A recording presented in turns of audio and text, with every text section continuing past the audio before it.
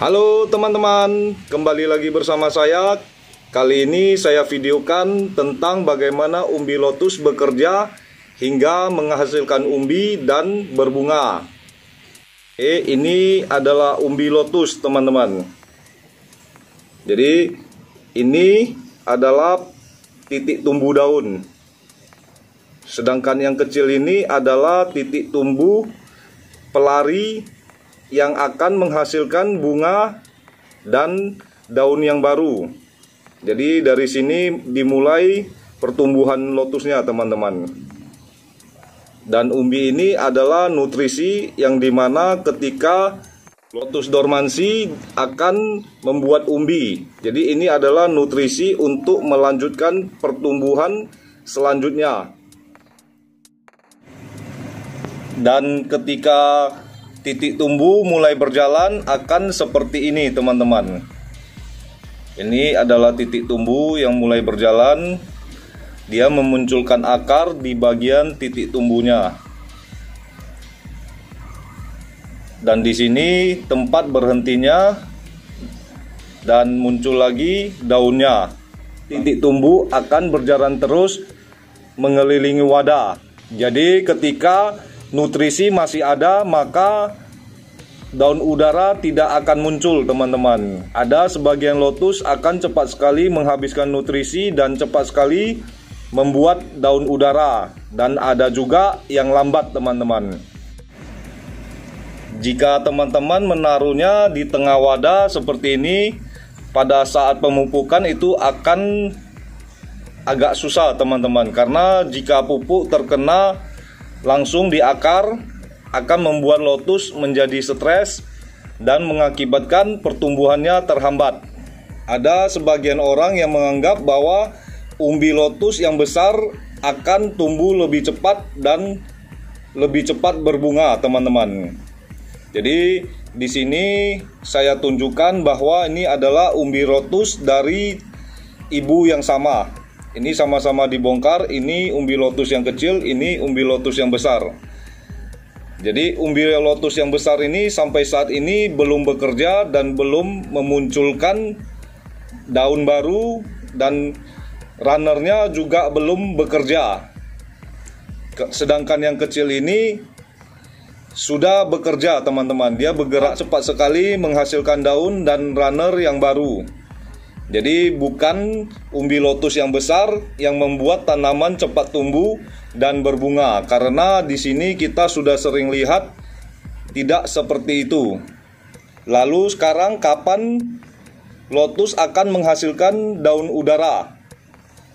Jadi menurut pengalaman kita, ketika nutrisi masih ada di bagian umbi ataupun di dalam tanah, maka lotus akan lambat sekali memunculkan daun udara teman-teman.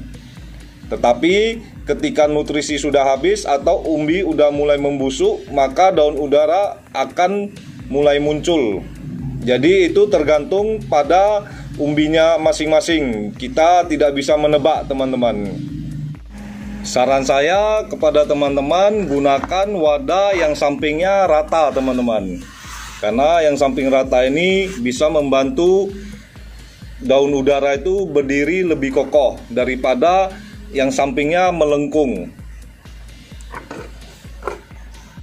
Lalu kapan lotus akan berbunga teman-teman? Lotus akan berbunga di samping daun teman-teman. Di sini adalah tempat munculnya bunga.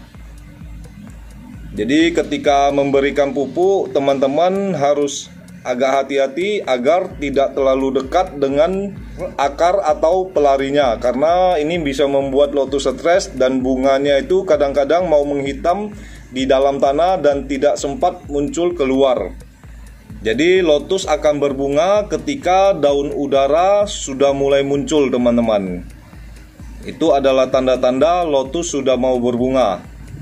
Jadi yang sering jadi pertanyaan, kenapa daun udara sudah muncul tetapi tidak berbunga?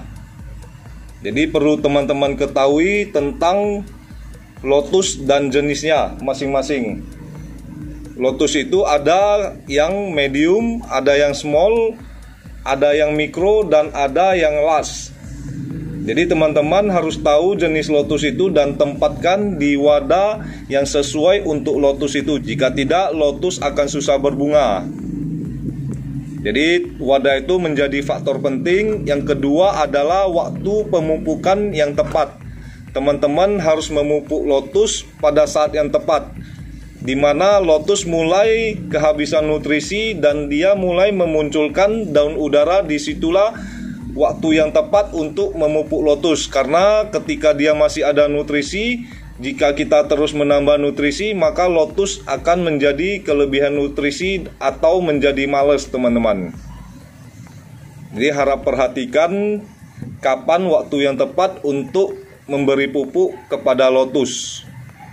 Jadi berbeda antara lotus liar dan lotus yang kita tanam ini, teman-teman.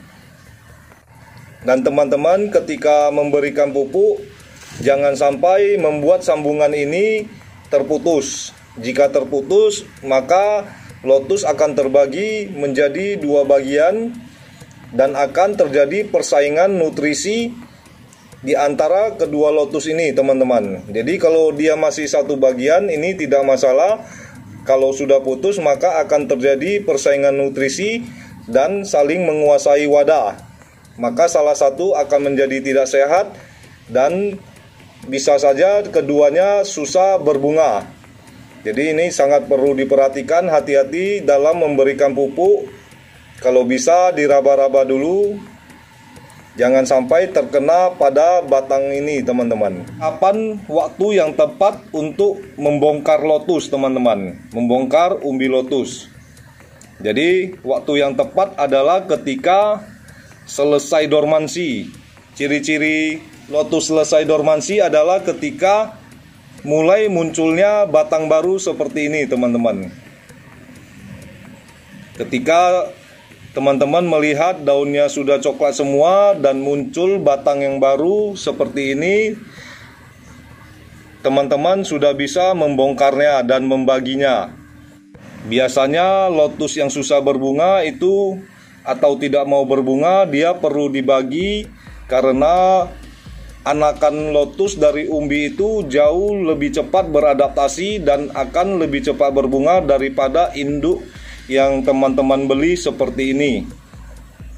Karena ada beberapa jenis yang memang agak susah berbunga, tetapi ketika dia sudah bisa beradaptasi di tempat teman-teman, maka dia akan cepat berbunga. Jadi teman-teman jangan kecewa ketika membeli lotus dan tidak pernah berbunga. Itu lotus membutuhkan adaptasi lokasi, tanah, dan segalanya untuk berbunga. Dan biasanya kita membongkar lotus itu paling cepat 6 bulan sekali ataupun 1 tahun sekali ketika dormansi kedua, teman-teman. Karena ada yang namanya dormansi ringan dan dormansi berat, teman-teman. Dormansi berat itu biasanya terjadi pada saat musim hujan, yaitu pada bulan yang ber-ber gitu. Jadi kalau dia terjadi pada saat musim panas itu biasanya dormansi ringan. Dormansi ringan itu hanya menghasilkan 1 umbi atau 2 umbi paling banyak. Oke teman-teman, semoga bermanfaat untuk teman-teman. Semoga sehat selalu, sukses, dan bahagia selalu.